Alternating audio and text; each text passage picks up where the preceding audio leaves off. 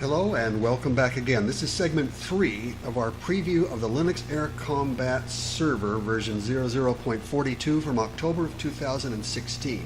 In prior segments we've introduced the laboratory and flown a little mission to shoot down one airplane.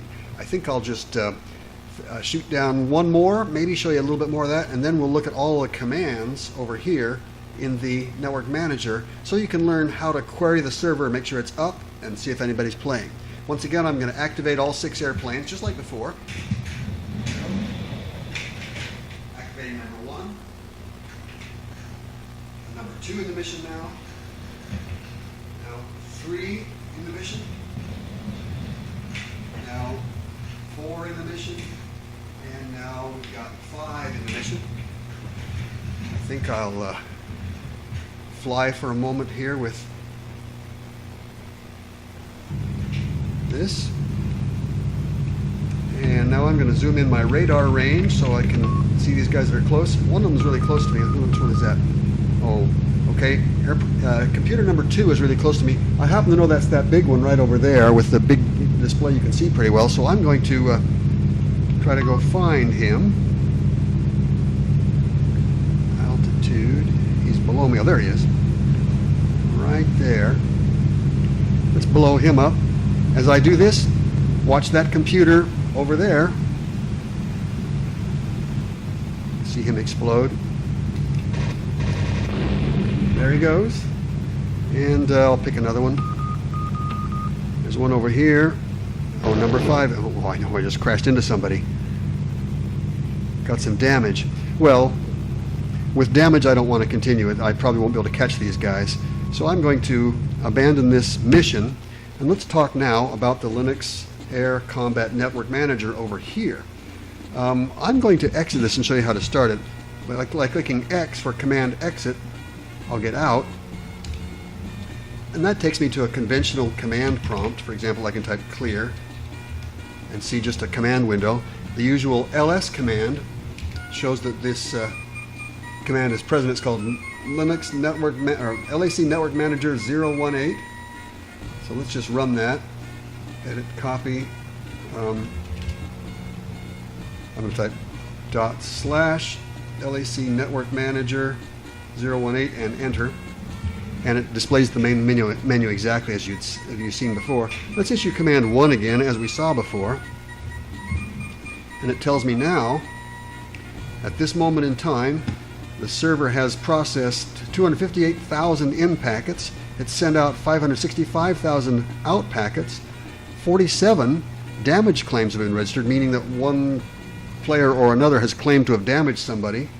11 planes have been destroyed in combat.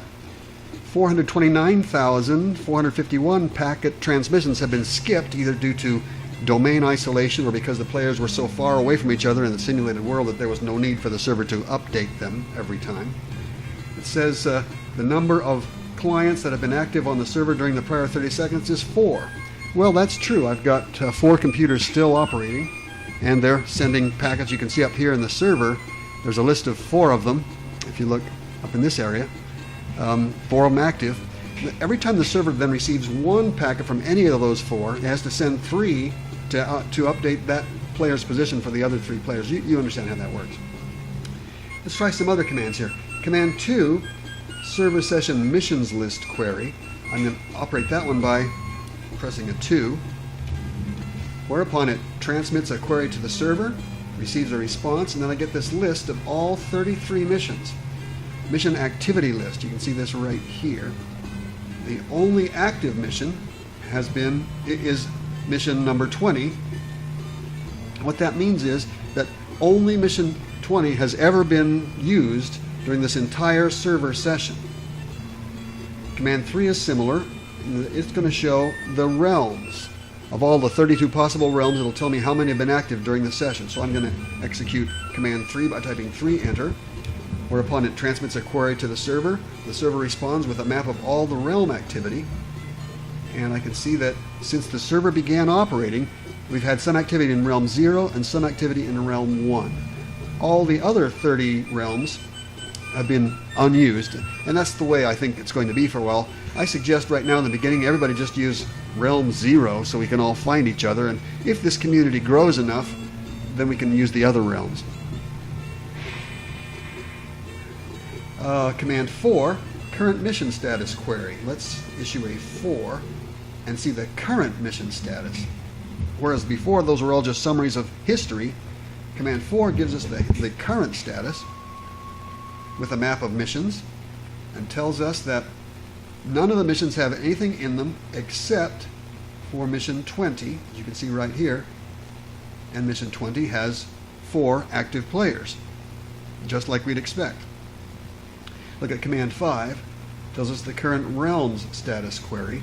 I'm going to execute that with a 5 enter, and that transmits the query to the server and receives a response, and the server then gives us a map of the realms and tells us that realm 0 now has 3 active players. It had 4 before, but one of the computers crashed. So that tells us I've got 3 active players. If I repeat again Command 4 with the missions, I think we'll find we now have 3 players reported in mission 20. Let's look for that. Yep, there it is. See that? 3 in mission 20. So there's a summary of the Linux Air Combat Network Manager. This is a simple command line application, runs in a window. You can use it quickly to query the server and see, is the server running? Is anybody playing? What realms are they in? And what missions are they in? That is how we do that. Thank you very much. I hope you enjoy this, and watch for the day when we'll be able to watch our website for the release of this Linux Air Combat Network Manager, and when we make the server available publicly. And also look for updated versions of the Linux Air Combat Simulator. I'm now at version 2.87, and it works well. In the near future, I'll be adding more airplanes to simulate different kinds of airplanes. Right now it's simulating 3 or 4 different aircraft, and we'll add more missions. So watch this. Keep coming back to AskMrWizard.com. Check out the gaming flight simulation area and check for progress on our free, open source Linux Air Combat Flight Simulator. Thank you.